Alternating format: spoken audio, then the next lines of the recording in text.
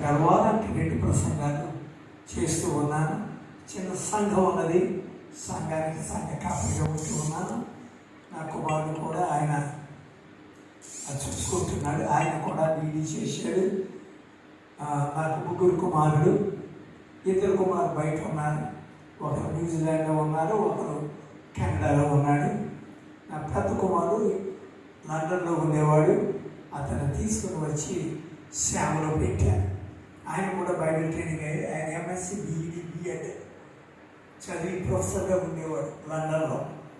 ఆయన కూడా తీసుకుని వచ్చి పరిచయంలో ఉన్నాడు. బైబిల్ కాలేజీలో ప్రొఫెసర్గా పనిచేస్తూ ఉన్నాడు. నాకు 3 మనవాళ్ళు, 2 మనవరాలు. ఆ విషయం నేను చాలా రిచ్ మ్యాన్. ఒక మనవాడికి ఉద్యోగం కూడా వచ్చింది. డెలైట్లో ఇంజనీరింగ్ చేస్తూ ఉన్నాడు ప్రస్తుతం. ఒక మనవాడు. ఇది నా యొక్క ఫ్యామిలీ బ్యాక్గ్రౌండ్. మొట్టమొదటిసారిగా వచ్చారు కనుక మీరు పరిచయం చేసుకోవడానికి అనిపించిందిగా చేసుకుంటున్నాను. నాకు కూడా ప్రార్థించండి. మొన్ననే 50 సంవత్సరాలు దాటిపోయే దేవుని కృపను బట్టి 19వ తారీఖున ఫంక్షన్ చేశారు. సంఘం అంతా కూడి ఈ ఫెలోషిప్లన్నీ కూడా వచ్చాయి. వచ్చి ఆ బర్త్డే ఘనంగా జరిగించారు. 80 ముగించేశారు. 81లోకి వచ్చారు.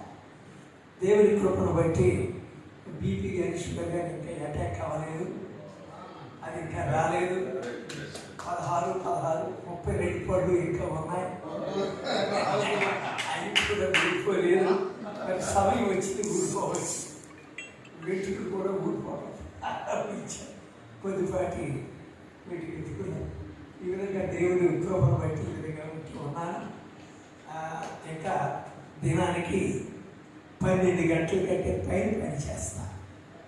12 గంటలు కూడా దేవుని యొక్క పరిచయం, సిద్ధపడటం, పుస్తకాలు రాయటం, వేరే ప్రాంతాలకు వెళ్ళి స్వార్థ ప్రకటించడం, ఓపెన్ మెసేజెస్, సంఘ పరిచర్యలు. మా స్టూడెంట్స్ చాలామంది పిలుస్తూ ఉంటారు కానీ నేను వెళ్ళటం లేదు.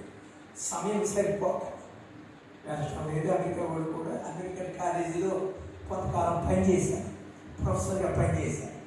హ్యూమనిటిక్స్ అనే సబ్జెక్టులో అక్కడ నేను కొంతకాలం పనిచేశాను. అక్కడ చాలా ఘనంగా వాడబడ్డాను. దాని ప్రకారం ఇక్కడ కూడా బైబిల్ కాలేజ్ ఉన్నది. కాబట్టి ఎవరైనా జాయిన్ కావాల్సిన వారు ఉద్యోగాలు చేసుకుంటూ, వృత్తి వ్యాపారాలు చేసుకుంటూ, సంఘ కాపరి వీలైతే వారానికి 1 క్లాసే ఉంటుంది. శనివారం దినం ఉదయం 9 నుంచి 1 గంట వరకు ఉంటుంది. ఎవరైనా జాయిన్ కావాల్సిన వారు జాయిన్ కావచ్చు. ఇది ఫ్రీ ఎడ్యుకేషన్. ఉచితంగా మీకు బోధిస్తాం. నేమ్ రిజిస్ట్రేషన్ చేసుకోండి. బ్యాచిలర్ ఆఫ్ థియాలజీ అనేది recognised from American university and Indian government. Certificate కూడా నేను ఇస్తాను. అభిషేకం ఇస్తాం. రెవరెండ్గా కూడా అభిషేకించేటటువంటి అథారిటీ వారు ఇచ్చారు. కానీ ఎవరైనా సంఘ కాపర్లు పార్ట్ టైం అంటే మార్నింగ్ టు ఈవినింగ్ ఒక్కరోజే ఉంటుంది. శనివారం ఒక్కరోజే. ప్రాక్టికల్ కూడా ఇస్తాం. ప్రాక్టికల్ ఏంటంటే ఏమి ఇస్తారంటే ఇక్కడ నిలబడిన తర్వాత ఒక మనిషిని ఇంట్రడ్యూస్ చేయాలంటే చాలామంది సంఘ కాపర్లు తప్పిపోతున్నారు. గ్రీటింగ్స్ చెప్పబోయే అంటే ఏదో మాట్లాడతారు. ట్రిబ్యూట్స్ చెప్పబోయే అంటే ఏదో మాట్లాడతారు. వారికి ఏం చెప్పాలో అర్థం కావట్లేదు. మన ఆయన మ్యారేజ్లో ఇంట్రడ్యూస్ చేయడం కూడా రావట్లేదు. ఆయన నడిపిస్తున్నాడు అధ్యక్షుడిగా. ఆయన పిలిచి చెప్పాను, అయ్యా పద్ధతి కాదు, నేర్చుకోవటానికి తప్పేమీ లేదు. ఆయన కొంచెం సలహాలు కూడా ఇస్తూ ఉంటారు. కనుక ప్రాక్టికల్స్ కూడా మనం నేర్చుకోవాలి. వాక్యం ఇస్తే ఎలా విభజించాలి, ఎలా విశ్లేషించాలి, వాక్యం ఎలా బోధించాలి, అంశం ఏమిటి, నీ ఉద్దేశం ఏంటి, సంఘానికి ఏం చెప్తున్నాం, అవన్నీ కూడా ప్రాక్టికల్ ఎడ్యుకేషన్ మా దగ్గర ఉంది. మీకు ఉచితంగా సంఘ కాపానికి ఉచితంగా ఇవ్వబడేటటువంటి అది సంవత్సరం పైన ఉంటుంది. ఆసక్తి కలిగిన వారు నా నంబర్ తీసుకోండి, రండి, నేర్చుకోండి, ఆత్మను రక్షించండి. మంచిది. సమయం అయింది కదా, 4 మాటలు చెప్పి నేను ముగిస్తాను. వాక్య భాగం ఏమిటంటే, నా అంశము ఏమిటి అనగా, యాకోబు రాసిన పత్రిక 1వ అధ్యాయం 19 నుంచి 20 వరకు చదివి వినిపిస్తాను. యాకోబు రాసిన పత్రిక 1వ అధ్యాయం 19 నుంచి 20. నా ప్రియ సహోదరులారా, మీ సంగతి ఎరుగుతుంది కనుక ప్రతి మనుషుడు వినుటకు వేగిరపడి వాడును, మాట్లాడుటకు నిదానించువాడును, కోపించుటకు నిదానించువాడని ఉండవలను. చాలండి. నా అంశం ఏమిటంటే, సామెతల గ్రంథంలో 18వ అధ్యాయం 21వ వచనాన్ని చూస్తే, సామెతల గ్రంథం 18వ అధ్యాయం 21వ వచనంలో అక్కడ ఏమైనా ఉందంటే, జీవ మరణములు నాలుక వశం. జీవ మరణములు నాలుక వశం.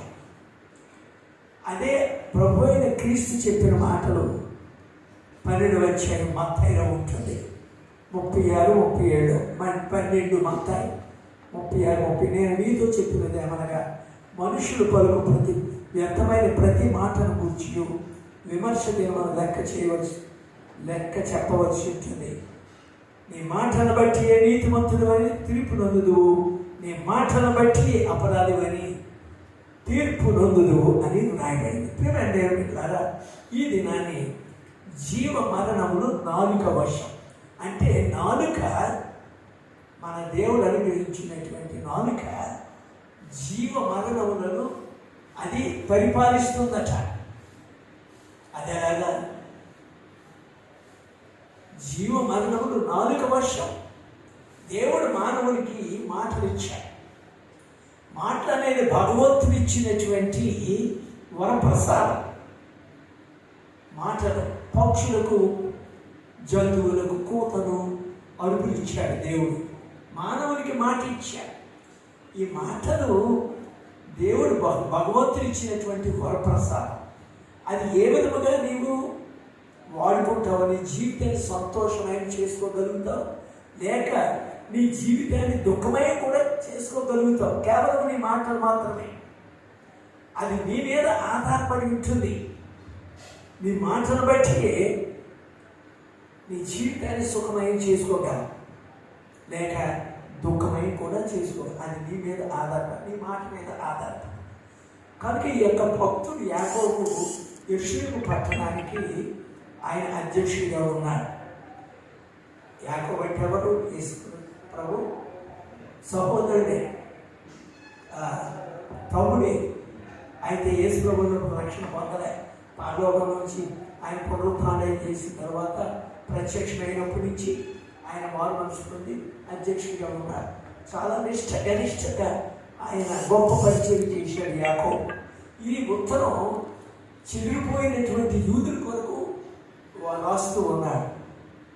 ఈ ఉత్తరం వారు ఒకవేళ కష్టపడుతూ ఉన్నారేమో, ఒకవేళ మాటలు తేడా వచ్చి వారు ఎక్కడ చిక్కుకుంటున్నారో, అపాయంలో ఉన్నారేమో అని తెలిసి ఆయన వర్ణించి చెప్తున్న మాటలు, వినుటకు వేగిరపడి వాడును, మాటలాడుటకు నిదానించి వాడని 3 మాటలు. ఈ 3 మాటలే మనము తెలుసుకుందాం. ప్రియుగా ఇక్కడ ఏమన్నాడు? 1 చేయవలసినది, 2 చేయకూడనివి. చేయవలసింది ఏమిటి? వినుటకు వేగిరపడాలి. చేయకూడనివి ఏమిటి? మాటలాడుటకు నిదానించాలి, కోపపడుటకు నిదానించాలి. మన జీవితంలో మనం చేసేది ఏమిటంటే దానికి వ్యతిరేకంగా చేస్తూ ఉంటాం. మాటలు వినడానికి ఇష్టపడం, కానీ మాట్లాడేటకి వినుటకు వేగలు పడం, కానీ మాట్లాడేటకు నిదానించం. మాట్లాడటం అంటే ఇష్టం, కోపపడటం. ఈ 2 కూడా సంఘ కాపర్లు వారు దుర్వినియోగం చేసుకుంటూ ఉన్నారు. కొన్ని విషయాలు మనం ఎల్లప్పుడూ జ్ఞాపకం చేసుకోవాలని. వినుట అనేది ఆకర్షణీయమైనది కాదు. ఒకసారి బైబిల్ కాలేజీలో, మా కాలేజీలో పాస్టర్ ఒక ప్రశ్న వేశారు. ఏమిటా ప్రశ్న అంటే, నీకు 10 గంటలకి ఒక మెసేజ్ ఇవ్వాలి, నువ్వు ఒక సంఘానికి వెళ్ళి ఎన్ని గంటలకు బయలుదేరుతావు అని అన్నాడు. అయ్యా దాదాపు 9 గంటలకు బయలుదేరుతాను. మరి మధ్యదారిలో నువ్వు ఆటోలో వెళ్ళాలి, లేదా మోటార్ సైకిల్ మీద కారు మీద వెళ్ళాలి. ఆ సమయం దాన్ని అంతా కేటాయించుకుని నేను సర్దుబాటు చేసుకుని 10 గంటల కంటే ముందుగానే అక్కడికి చేరి నాకు ఇవ్వబడినట్టు వాక్యోపదేశం చేస్తానన్నారు. మిగతా వాళ్ళు అడిగారు, వాళ్ళు కూడా అది అన్నారు గంట ముందు. మరి బైబిల్ కాలేజీ కానీ సంఘాలు కానీ ఇటువంటి పాస్టర్ కాన్ఫరెన్స్ ఆలస్యం ఎందుకు వస్తున్నావు? అక్కడ మాట్లాడడానికైతే నువ్వు సమయాన్ని కేటాయించి గంట ముందు వెళ్తున్నావు మంచిది. మరి వినడానికి ఎందుకు రావటం లేదు అంటే వినటం అంటే ఇష్టం ఉండదు. ఈ దినాల్లో మాట్లాడడానికి ఎక్కువ ప్రాముఖ్యత ఇస్తారు. ఎందుకు ఆలస్యం వస్తారు? మీరు పంపించినటువంటి నాకు ఆ క్లిప్పింగ్ 10 గంటలకు ఆరాధన అన్నారు. 10 గంటలకి ఇక్కడ ఆరాధన ఉంటుందని చెప్పినప్పుడు నేను ఏ టైంకి వచ్చేదో తెలుసునండి. 10 నిమిషాలకు 10 గంటలకి ఇక్కడ ఉన్నాను. 10 నిమిషాలకు 10 గంటలు ఇక్కడ ఉన్నాను. ఎందుకంటే 10 నిమిషాలు కార్ పార్కింగ్కి సూర్యుపేసి లోపల రావడానికి 10 నిమిషాలు కనుక 10 గంటల కానీ ఇక్కడ ఉండాలి. కనుక 10 గంటల ముందు వచ్చాను. ఇక్కడ ఎవరు లేరు, అది వేరే విషయం అనుకోండి. ఎందుకు వచ్చానంటే సమయం పాటించాలి. కానీ ఇక్కడ ఏమిటంటే ప్రియులారా, వినటానికి ఎవరు కూడా ఇష్టపడరు. కానీ మనం ఎక్కువ వినాలి, తక్కువ మాట్లాడాలి. అవసరం వచ్చినప్పుడు సందర్భానుసారంగా మాట్లాడవలసి వచ్చినప్పుడు చక్కని మాటలతో మనం ఉద్బోధించాలి. మాట్లాడేది ఏదో బైబిల్ నుంచి కొన్ని కొటేషన్స్ మీకు ఇస్తాను, జాగ్రత్త గమనించండి. సమయం పరిగెడుతుంది. ఓకే, కొన్ని కొటేషన్స్ ఇస్తాను జాగ్రత్త. మన మాట చాలా శక్తివంతమైనది ప్రియ. ఈ మాటతో నువ్వు పలికేటటువంటి మాటతో ఉన్న సంబంధాన్ని నీవు తెచ్చుకోగలవు, లేని సంబంధాన్ని సమకూర్చుకోగలవు. లేని సంబంధాన్ని సమకూర్చుకోగలవు, ఉన్న సంబంధాన్ని నీవు తెచ్చుకోగలవు. కనుక మాటలు చాలా శక్తివంతమైనది. గొంతు చించుకుని మాట్లాడకు, గొంతు చించుకుని మాట్లాడకు. అది శత్రుత్వానికి దారి తీస్తుంది, అది కార్యాలు నెరవేర్చలేదు. వాన చిలుకలకే తప్ప ఉరుములకు పంట పండదు. అర్థం అవ్వలేదనుకుంటా. జాగ్రత్త వింటున్నారా? గొంతు చించుకుని మాట్లాడకు, అది శత్రుత్వాన్ని పెంచుతుంది, కార్యములు జరగవు. వాన చిలుకలకే తప్ప ఉరుములకు పంట పండదు. కనుక నీ మాటలు నాలుకను స్వాధీనం తీసుకో. తిన్నది కడుపులో ఉండదు, మనం తిన్నది కడుపులో ఉండదు. కానీ నీవు అన్నది మనసులో ఉండిపోతుంది. కనుక నోరు జారి మాట్లాడకు. మనుషుని చంపాలంటే ఒక పదునైన ఆయుధం చాలు. ఒక పదునైన ఆయుధంతో నువ్వు మనిషిని చంపేయగలవు. కానీ మనస్సును చంపటానికి ఒక పదునైన పదము చాలు. మనసును చంపటానికి ఒక పదునైన పదము చాలు. అది మనసును చంపేది, హృదయాన్ని గాయపరుస్తుంది. ఒకసారి హృదయం పగిలితే అది అతికించిన స్వరూపం వికృతంగా కనబడుతుంది. ఒకసారి అర్థం పగిలితే పగిలిరా, హృదయం పగిలిన అంటే. కనుక నీ మాటలు జాగ్రత్త సుమ. నీటిని తేలికగా ఖర్చు పెడతాం, అదే రీతిలో మాటలు కూడా తేలికగానే ఖర్చు పెడుతూ ఉంటాం. ఈ రెండింటికున్న సంబంధం ఏంటంటే, ఖర్చు చేసిన నీటిని నీవు తిరిగి తీసుకోలేవు, నీవు పలికినటువంటి మాటలు కూడా తిరిగి వెనక్కి తీసుకోలేవు. కనుక నీ మాటలు జాగ్రత్త, నీ మాటలు జాగ్రత్త. జీవితంలో సంపాదన పెరిగితే ధనవంతుడు అవుతావు, వయసు పెరిగితే నీవు ముసలివాడు అవుతావు. కానీ నువ్వు మంచితనాన్ని పెంచుకుంటే మంచి మనిషి అవుతావు. ఆ మంచితనమే నీకు సాక్ష్యంగా మిగిలిపోతుంది. సమాజంలో కానీ, సంఘంలో కానీ, కుటుంబంలో కానీ ఆ మంచితనమే మిగిలిపోతుంది. కనుక ఈ మాటలు జాగ్రత్త. కనుక భక్తుడు యాకోబు అంటున్నాడు కదా, మాట్లాడుటకు నిదానించువాడే నిదానించు. తొందరగా మాట్లాడడం, ఆలోచన లేకుండా మాట్లాడడం అజ్ఞాని స్వభావం. అజ్ఞాని మాట్లాడి ఆలోచిస్తాడు, అజ్ఞాని మాట్లాడి ఆలోచిస్తాడు. జ్ఞానవంతుడు ఆలోచించి మాట్లాడతాడు. నేను చెప్పి అర్థమవుతున్నాయండి? నా భాష బాగుందా? తిరిగి బాగానే ఉందా? కనుక జాగ్రత్త సుమ, ఆలోచించి మాట్లాడాలి.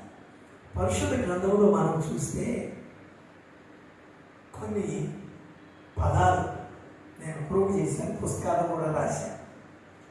ప్రేమతో మాట్లాడాలి, తక్కువ మాట్లాడాలి, మంచిని మాట్లాడాలి, తెలివిగా మాట్లాడాలి, నవ్వుతూ మాట్లాడాలి, ఆలోచించి మాట్లాడాలి, మనసు విప్పి మాట్లాడాలి, ఉన్నది ఉన్నట్లుగా మాట్లాడాలి, పూర్తిగా విన్న తర్వాత మాట్లాడాలి, మనసు నొప్పించుకుని మాట్లాడాలి. అటువంటి మాటలు మనం నేర్చుకోవాలి, అభ్యాసం చేయాలి. కనుక